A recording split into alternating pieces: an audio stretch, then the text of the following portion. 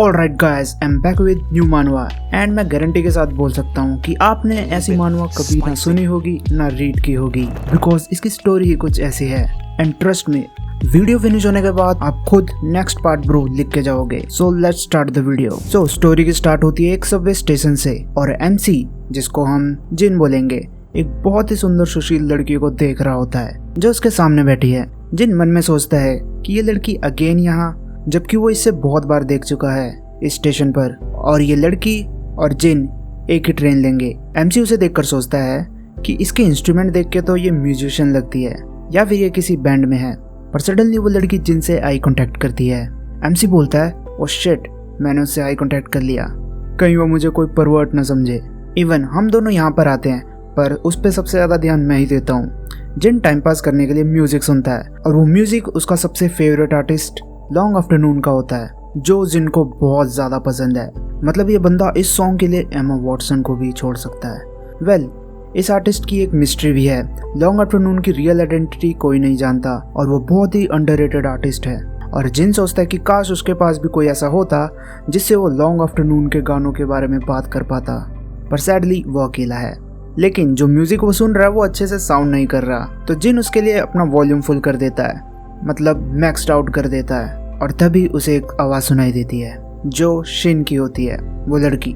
Shin जिन को volume कम करने के लिए बोलती है, बिकॉज उसकी आवाज़ बाहर तक आ रही है, और ये सब जिन के उन चीप ईयरफोन की वजह से हो रहा है। शिन जिन से पूछती है कि ये सॉन्ग उसे पसंद है, वो लॉन्ग आफ्टरनून वाला, बिकॉज वो गाना मुझे भी पसंद है।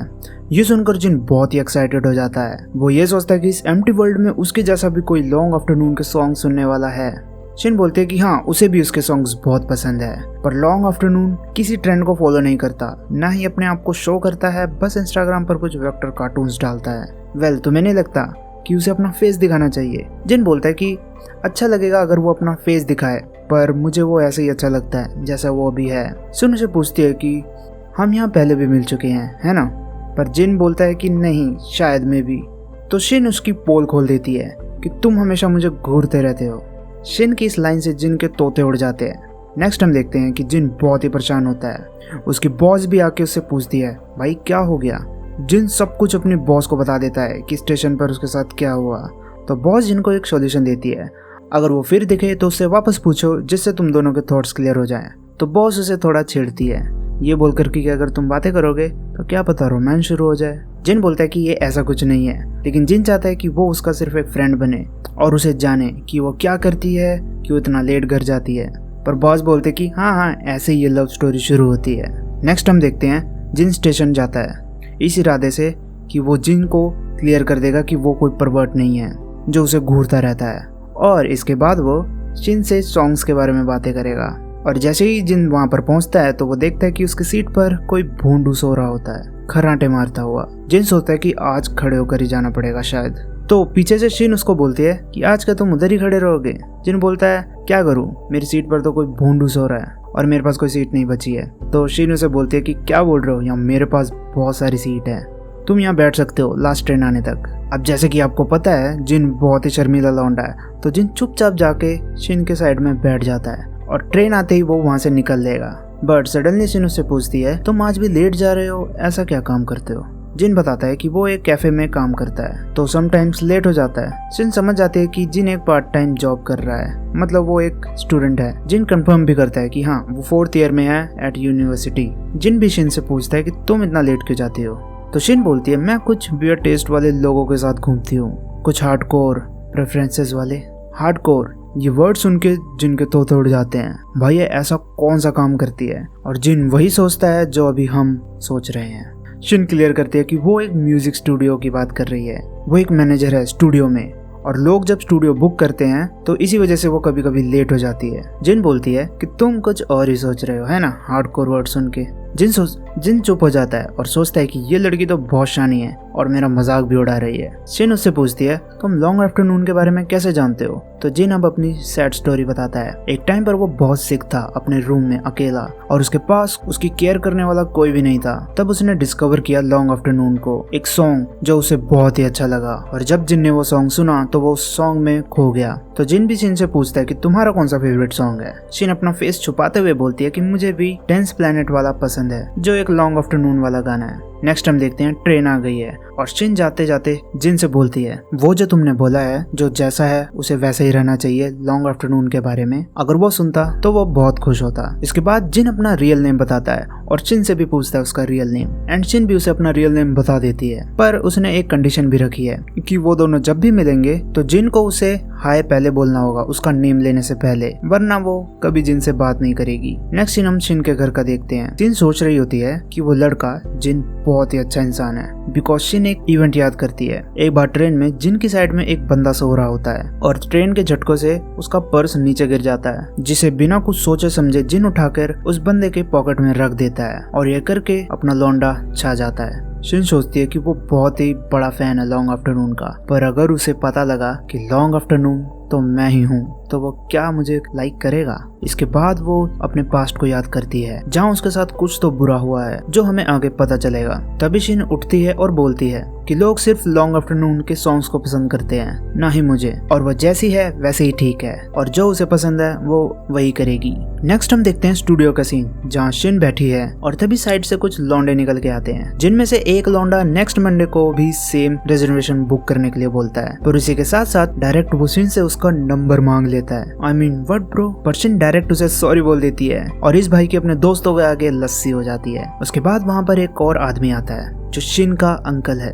और वो अंकल बोलते हैं कि मुझे लगा तुम्हें ऐसे लौंडे पसंद है पर तुमने तो उसे रुला दिया। तो शिन बोलती है मुझे पसंद नहीं है फोन पर बात करना या मैसेज करना, फेस टू फेस इंटरेक्शन ज्यादा पसंद है मुझे, और वैसे भी उसके बैंड का स्टाइल मेरे टाइप का नहीं है। अंकल शिन को बोलते हैं कि आज बाकी रिजर्वेशंस कैंसिल हो गई हैं तो तुम यहाँ से जल्दी जा सकती हो क्लीन करके, और ये लो तुम्हारा गिफ्ट जो कुछ कैंडी टाइप होता है जिसे कॉफी के साथ खाना चाहिए। नेक्स्ट हम देखते हैं जिन कैफे से डायरेक्ट सबवे पहुंचता है। शिन के गिफ्ट को देखकर जिन सोचता है कि आज व्हाइट डे है, इसका मतलब शिन को किसी ने गिफ्ट दिया होगा। ऑफ कोर्स वो वैसे भी बहुत पॉपुलर होगी। तभी शिन बोलती है अकेले पढ़ना बहुत हार्ड होता होगा है ना, तो ये लो कुछ स्वीट्स, मुझे वैसे भी स्वीट्स पसंद नहीं है, अगर मैं इसे घर भी ले गई तो शायद फेंक ही दूंगी। जिन घबराते हुए बोलता है ये गिफ्ट जो तुम्हें किसी आदमी ने दिया होगा वो तुम मुझे दे रही हो। तो शिन वियर्ड फेस के साथ बोलती है ये मेरे अंकल ने मुझे दिया है और तुम्हें सच में लगा कि मैं किसी और का गिफ्ट तुम्हें दूंगी, मैं बहुत ही ज्यादा डिसअपॉइंटेड हूँ। ये सुनते ही जिन शर्म के मारे तुरंत सारी कैंडी उठा लेता है और फिर शिन से बोलता है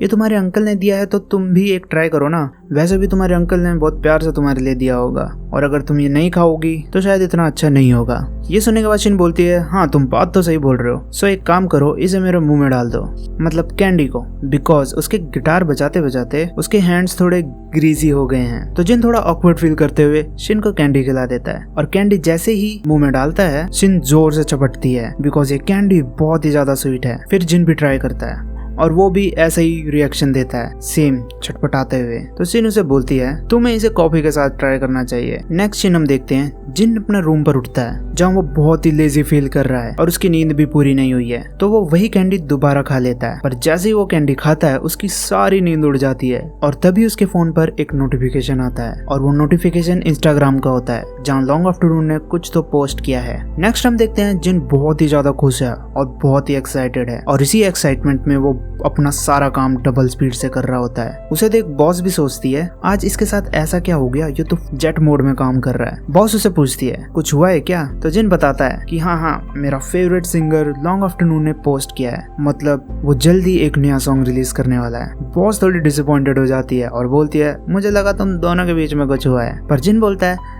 ऐसा कुछ नहीं है, पर सोचा जाए तो हम दोनों थोड़ा क्लोज आ गए हैं, हमने नेम्स एक्सचेंज किए थे। ये सुनकर बॉस फुल एक्साइटेड हो जाती है जैसे कोई के ड्रामा चल रहा हो और बोलती है मुझे लव स्टोरीज बहुत पसंद है जस्ट लाइक कोरियन ड्रामास। पर जिन कहता है बस अभी तक सिर्फ इतना ही हुआ है। तभी वहाँ एक नया कस्टमर आता है जो जिन से कॉफी मांगता है। जिन अपने बॉस से पूछता है ये बंदा मुझे कहीं फेमिलियर लग रहा है, तो बॉस उसे बताती है वो संग है, कोरिया का एक फेमस सिंगर और वो अक्सर यहाँ पर कॉफी पीने आता रहता है। संग अपनी कॉफी लेकर अपनी कार में चला जाता है और कार में लॉन्ग आफ्टरनून का गाना सुन रहा होता है। शायद मुझे इसे डीएम करना चाहिए, ये बहुत ही अच्छे गाने बनाती है, अगर ये और मैं कोलैब कर ले तो क्या ही बात होगी। नेक्स्ट सीन हम देखते हैं जिन अभी भी बहुत ही ज्यादा खुश होता है। वो शिन के साथ पोस्ट के बारे में बहुत खुल के बातें करना चाहता है, पर जैसे ही वो सभी पहुंचता है वहाँ कोई नहीं होता। जिन बहुत ही डिसअपॉइंटेड सा फेस बनाकर ये सोचता है कि शिन आज आई क्यों नहीं। तभी पीछे से शिन उसे धप्पा कर देती है और कहती है तुम इतना डिसअपॉइंटेड क्यों हो। जिन से बोलता है कि बहुत टाइम हो गया तुमसे मिले हुए और मुझे लगा आज तुम नहीं आओगी।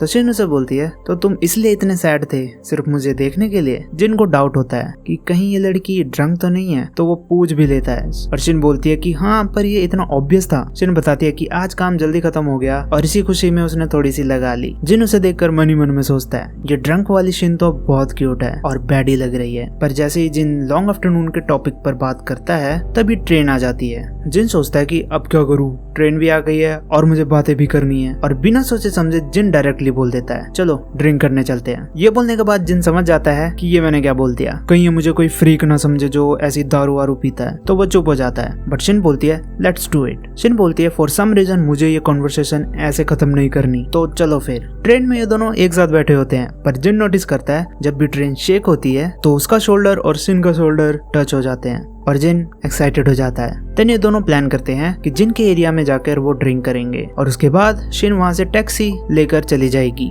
बट जिन एक और चीज बोलती है जिन को, अगर वो कुछ ज्यादा ड्रंक हो गई तो जिन को उसकी केयर करनी पड़ेगी। जिन सोचता है क्यों, ऐसा क्या हो जाएगा, तो शिन उसे धीरे से कान में बोलती है आई स्लीप नेकेड। और ये बात सुन के जिन के तोते उड़ जाते हैं फिर से। बट शिन उससे मजे ले रही होती है। स्टेशन के बाहर वो लोग ड्रिंक वाले प्लेस पर जाते हैं बट वो शॉप क्लोज हो जाती है। जिन गूगल कर दूसरे स्टोर्स ढूंढता है और ये सोचता है कि पहली बार किसी के साथ ड्रिंक करने आया हूँ और मेरे साथ ये बकचोदी हो रही है। तभी शिन बोलती है मेरे पास एक आइडिया है, हम तुम्हारे प्लेस पर जाकर पार्टी करते हैं, और वैसे भी बहुत लेट हो चुका है। उसके बाद वो दोनों डायरेक्ट जिन के अपार्टमेंट पर पहुंचते हैं जो शिन को बहुत पसंद आता है। और जिन सोचता है कि अच्छा हुआ मैंने पहले ही क्लीनिंग कर ली थी, अगर नहीं करता तो आज मेरी लस्सी हो जाती। बट तभी सडनली शिन जिन से क्वेश्चन पूछती है do you have a girlfriend, because वो नहीं चाहती कि किसी की लाइफ में आके वो मैसअप करे। जिन बोलता है कि मैं झूठ नहीं बोलूंगा, मेरे पास कोई गर्लफ्रेंड नहीं है, I am a single. Same जिन भी शिन से पूछता है कि तुम भी तो किसी और को डेट नहीं कर रहे हो ना, तो शिन भी बोलती है हाँ मेरे पास है लियम नाम का एक फॉरेनर। देन जिन बोलता है तो ये जो हम कर रहे हैं वो गलत नहीं है। और जैसे कि आपको पता ही है ड्रंक शिन बहुत ही मजे ले रही होती है जिन के, और अभी भी वो यही कर रही है। इसके बाद ये लोग ड्रिंक करते हैं और कुछ ज्यादा ही ड्रिंक कर लेते हैं। और उसके बाद जिन कुछ डिटेल बताता है लॉन्ग आफ्टरनून की पोस्ट के बारे में जो उसने इंस्टाग्राम पर पोस्ट की थी, जो सुनकर शिन भी शॉक हो जाती है बिकॉज वो पोस्ट शिन ने ही डाली थी, क्योंकि ऐसा कुछ तो उसने वो पोस्ट बनाते टाइम या डालते टाइम नहीं सोचा था। जिन बहुत ही ज्यादा एक्साइटेड है और वो